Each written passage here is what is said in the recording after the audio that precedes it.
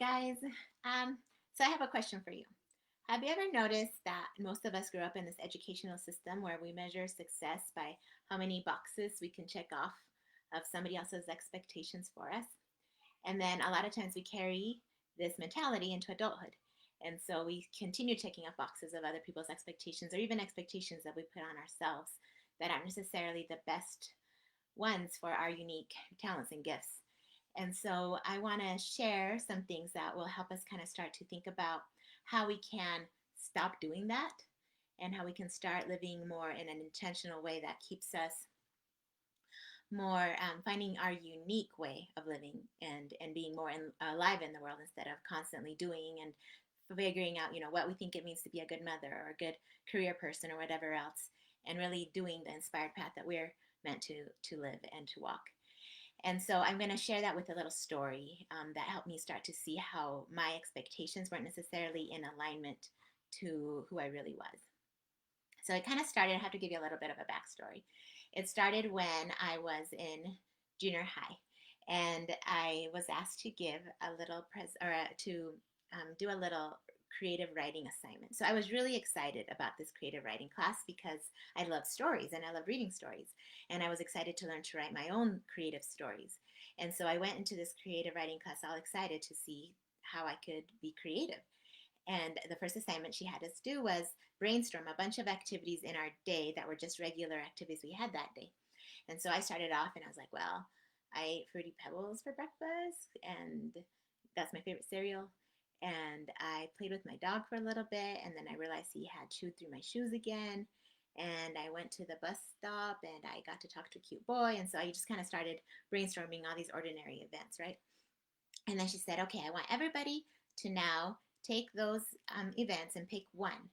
And so I went through and I was like, well, the dog eating my shoes, that's kind of interesting. I guess I'll pick that one. And then she said, okay, now think of a conflict and a resolution that has to do with that beginning. You want to start your story with this event and then, build it up from there. And I was stuck. I could not think of anything. I was like, well, I got angry at him and I took him to the pound.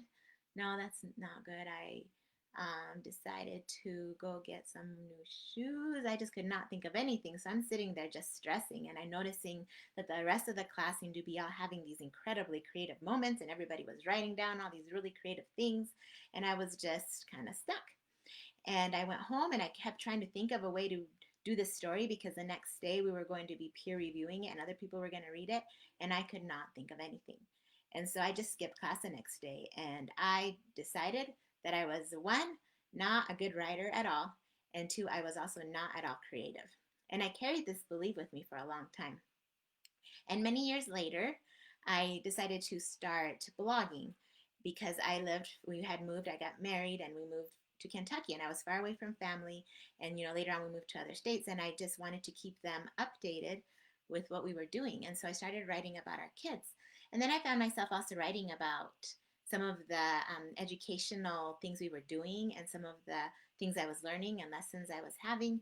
And then other people started to read my blog besides my family and making comments and saying things about how it helped them. And I really had fun. I enjoyed it. But I also had this guilty feeling every time I would write because it took time. And I felt guilty taking time away from my kids and time I could be playing with them and doing things that were more helpful to them. And so I kept writing, but it was always with this kind of guilty feeling about being selfish when I would do it.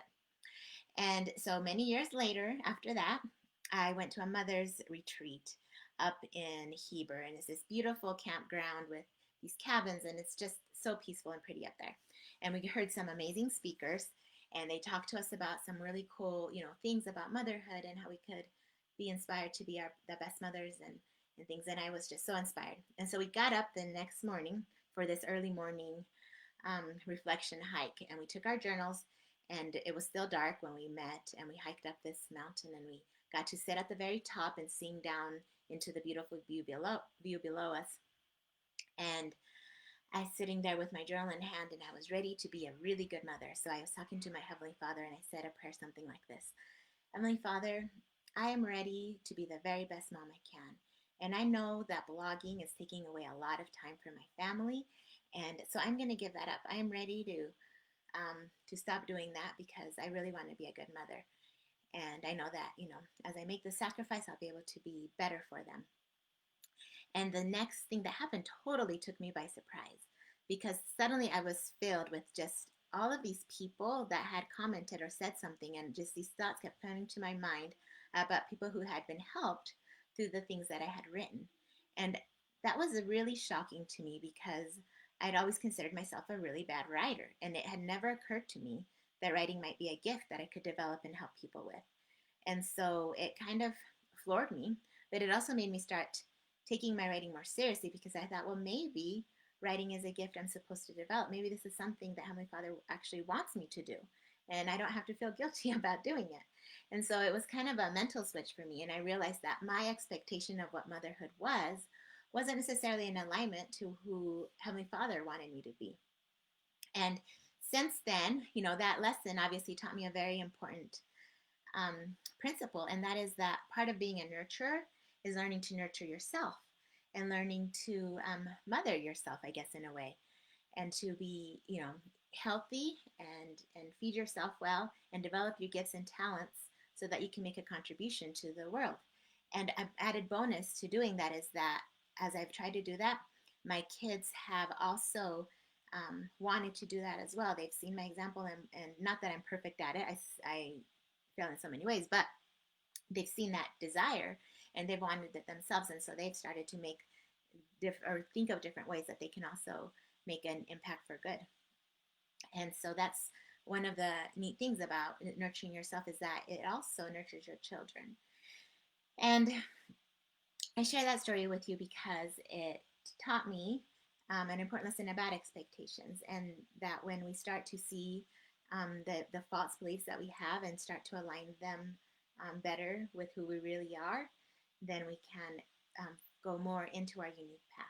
Challenge is designed to help you have your own top of the mountain experience, and take that leap that takes you into following your unique path, into making a difference in the world and lifting your family while you're at it. So I hope you'll come and try it out. And again, I'll link it on the bottom, and I hope to see you there.